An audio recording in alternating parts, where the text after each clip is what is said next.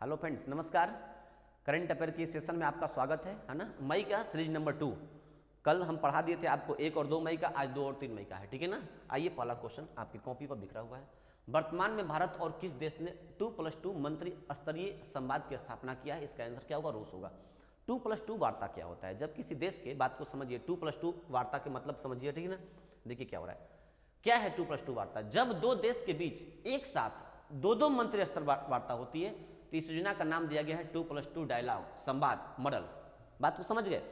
कह रहा है कि जब किसी भी दो देश के बीच दो मंत्रिमंडल बैठक होगी, जैसे देखिए नोट, भारत और रूस दोनों देशों के बीच विदेश मंत्री और रक्षा मंत्री, देख रहे हैं, एक विदेश मंत्री एक रक्षा मंत्री, दोनों के स्तर पर बात हो रहा है। तो इसको ना विदेश मंत्री एक और रक्षा मंत्री दो, उधर का भी दो पार्टी इधर का भी दो पार्टी, तो इसको क्या बोलते हैं? 2+2 मंत्री स्तरीय संवाद बोलते हैं। उम्मीद करते हैं कि आपको समझ में आया होगा ये बात, ठीक है ना। अब देखिए, स्थापित करने पर सहमत हुए। रूस चौथा देश है और पहला गैर क्वाड सदस्य देश है। गैर क्वाड का मतलब क्या है, आगे बता रहे हैं हम आपको। रूस चौथा देश है जो भारत के साथ 2+2 डायलॉग वार्ता किया है, जिसके साथ भारत ने 2+2 मंत्री स्तरीय संवाद तंत्र स्थापित किया। भारत का देखिए, भारत का अमेरिका के साथ 2+2 वार्ता है, जापान के साथ है और ऑस्ट्रेलिया के साथ, पहले से 3 लोग के साथ है, ठीक है ना। और देखिए जो ये 4 देश हैं, भारत, अमेरिका, जापान और ऑस्ट्रेलिया, यही चारों देश को मिला के हम लोग क्वाड देश बोलते हैं। क्या बोलते हैं? क्वाड देश। इसी 4 देश को क्या बोलते हैं? क्वाड देश बोलते हैं। ये चारों देश मिलके क्वाड देश है। तो ये बोल रहा है कि रूस चौथा देश है और पहला गैर क्वाड, मतलब क्वाड इस जैसे नाटो संस्था, उसी प्रकार से क्वाड इन चारों लोग को मिलकर बना हुआ है। तो इससे गैर क्वाड सदस्य देश है, यानी भारत 2+2 वार्ता किया है किससे? रूस से। अब बात को समझिएगा, चौथा देश बन गया। पहले से अमेरिका, जापान और ऑस्ट्रेलिया से भारत 2+2 वार्ता कर चुका है। इससे भारत और रूस के बीच द्विपक्षीय रणनीतिक साझेदारी को बढ़ावा मिलने की उम्मीद है ना। अब देखिए, रूस के राष्ट्रपति व्लादिमीर पुतिन, राजधानी मास्को और मुद्रा क्या है? रूसी रूबल। ये सब बात आपको फैक्ट याद करनी है, चीज़ों को समझिएगा बढ़िया से। पुर्तगाल ग्रैंड पिक्स, लुइस हैमिल्टन है बाबा ये, है ना। पुर्तगाल ग्रैंड पिक्स 2021 का खिताब किस खिलाड़ी ने जीता है? किसने? लुइस हैमिल्टन ने, 2021 का, है ना। काफ़ी ब्रिटेन के रहने वाले खिलाड़ी, ठीक है ना। ब्रिटेन के कहाँ के रहने वाले हैं? ब्रिटेन के। मर्सिडीज कार रेसर रही है, मर्सिडीज कार रेसर ना। दुनिया में मतलब कि आज विश्व का नंबर 1 खिलाड़ी कार रेसिंग में। अब इनके जैसा कोई नहीं इस समय, और हर तरह से इनको इंग्लैंड में बहुत कुछ अवार्ड मिल चुका है, नाइटहुड की जैसे उपाधि मिल चुकी है ना। तो याद रखिएगा, पुर्तगाल ग्रैंड पिक्स 2021 से खिताब किसने जीता? लुइस हैमिल्टन ने। अब देखिए बात को समझिए यहाँ से, लुइस हैमिल्टन क्या है। लुइस हैमिल्टन प्रतिद्वंदी मैक्स वेस्टापेन को हरा करके मर्सिडीज टीम के साथी वाल्टोरी बोटास को हराकर पुर्तगाली ग्रैंड पिक्स जीत लिया है, ठीक है ना। हराने वाले को ये है। अब देखिए, वेस्टापेन दूसरे स्थान पर है, जबकि बोटास, जिन्होंने पोल से शुरुआत की, निराशाजनक तीसरे स्थान पर आ गए थे। तो इनके बारे में उतनी जानकारी नहीं लेनी है आपको मेन ध्यान देनी है लुइस हैमिल्टन के बारे में, क्योंकि पुर्तगाल ग्रैंड पिक्स उन्होंने जीत चुका है। सर्जिया परेज ने चौथा स्थान प्राप्त किया है। लैंडो नॉरिस के साथ मैकलेरन के लिए 5वां स्थान हासिल किया। ये पांचों खिलाड़ी जो 1, 2, 3, 4, 5 पर रहे, उनका क्रम था, और आप इसको नोट कर सकते हैं अपने भाषा में, है ना। देखिए, आरबीआई के चौथे डिप्टी गवर्नर के पद पर किसे नियुक्त किया गया है? टी रविशंकर को। टी रविशंकर, है ना, आरबीआई के चौथे गवर्नर के रूप में, डिप्टी गवर्नर के रूप में नियुक्त किए गए हैं। इससे पहले आरबीआई में बहुत सारे पदों पर काम कर चुके थे। नोट, भारतीय रिजर्व बैंक के कार्यकारी निदेशक टी रविशंकर को केंद्रीय बैंक के चौथे डिप्टी गवर्नर के रूप में नामित किया गया है। मंत्रिमंडल की नियुक्ति समिति ने इनकी नियुक्ति की मंजूरी दे दी है। वह आरबीआई में भुगतान प्रणाली, फिनटेक, सूचना प्रौद्योगिकी और जोखिम प्रबंधन के प्रभारी पहले से रह चुके थे ये, है ना। आरबीआई पहले से थे ये। वह बीपी कानूनगो, इसके पहले डिप्टी गवर्नर कौन थे? बीपी कानूनगो का स्थान ग्रहण किए हैं, ठीक है ना, जो अपने पद पर 1 साल का विस्तार पाने के बाद वो हट चुके थे। अब देखिए अगला क्वेश्चन, कोविड-19 के कारण भारत की किस सेना ने ऑपरेशन समुद्र सेतु 2 लॉन्च किया है? इंपॉर्टेंट क्वेश्चन है, बहुत इंपॉर्टेंट क्वेश्चन है ना। कह रहा है कि देखो, कोविड-19 के कारण भारत की किस सेना ने ऑपरेशन समुद्र 2, है ना, नौसेना, ऑपरेशन समुद्र 2 को लॉन्च किया। क्यों किया है लॉन्च? इसका मतलब क्या है मेरे भाई, ध्यान देना।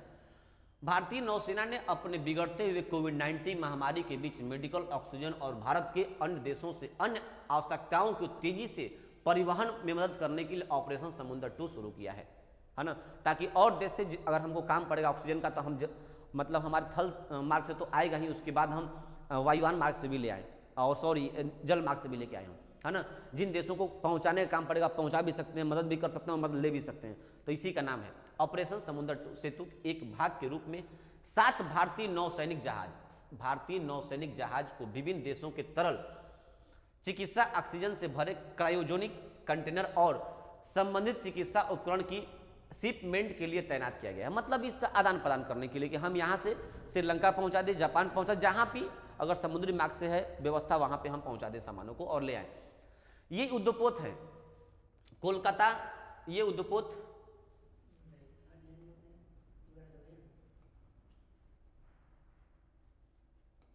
देखिए, ये युद्धपोत कोलकाता, कोच्चि, तलवार, तबर, त्रिकंद, जलाश्वा और एरावत, समझ गए।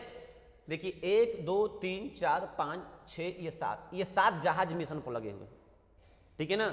अब देखिए आगे 2020 में भारतीय नौसेना ने मालदीव, श्रीलंका और ईरान से लगभग 4000 असहाय और परेशान भारतीय नागरिक को वापस लाने के लिए ये लोग मदद किए थे। उस समय उसका मिशन का नाम था वंदे भारत मिशन, है ना।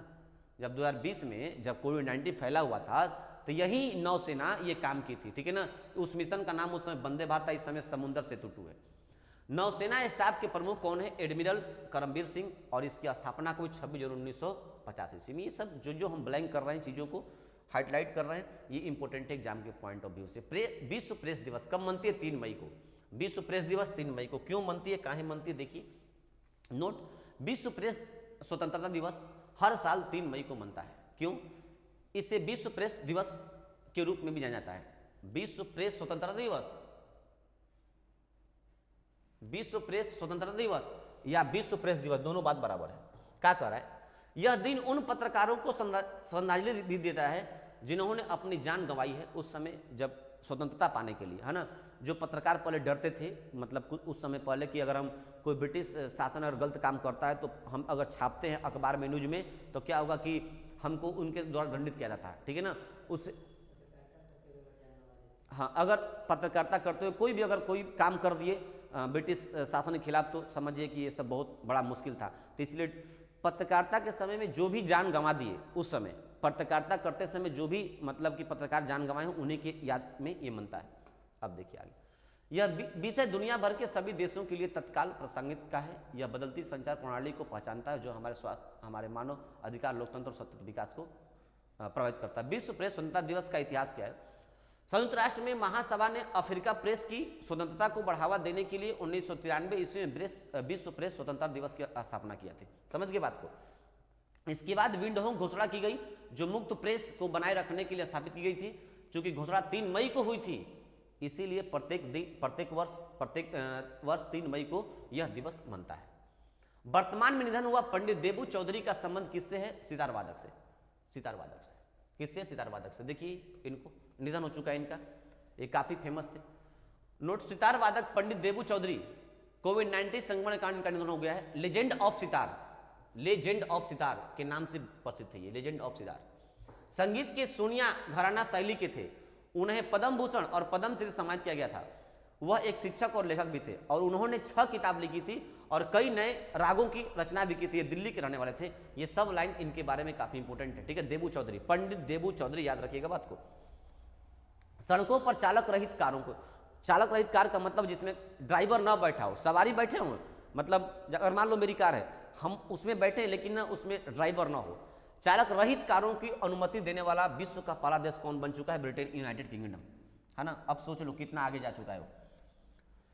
स्व ड्राइविंग वाहन का उपयोग के लिए विनियमन की घोषणा करने वाला पहला देश बन चुका है। मतलब कि उसमें अगर 4 सवारी है, 1 सवारी 2 सवारी है, कार तुम नहीं चलाओगे, कार में ना उस सेंसर के माध्यम से, है ना, वो चलेगा जीपीएस के माध्यम से, जहां उसको पता जाना है उसका लोकेशन सेट कर देगा पहले से। इसके बाद वो कार अपने से चलती रहेगी। उसके सेंसर जहां स्लो होना है वो देख लेगी, पढ़ लेगी, इसके बाद स्लो हो जाएगी, जहां तेज करना वहां हो जाएगी। समझ गए बात को। ऐसा करने वाला पहला विश्व का देश बना हुआ है। कैसे काम करता है? एक स्व ड्राइविंग वाहन पूरी तरह से स्वायत्त है। वाहन के सुरक्षित संचालन के लिए किसी चालक की आवश्यकता नहीं है। स्व ड्राइविंग तकनीकी को उबर, गूगल, निसान, टेस्ला द्वारा विकसित किया गया। ये सब कंपनियां हैं, गूगल, निसान, टेस्ला, ये सब कंपनियां हैं, इन्होंने विकसित किया है।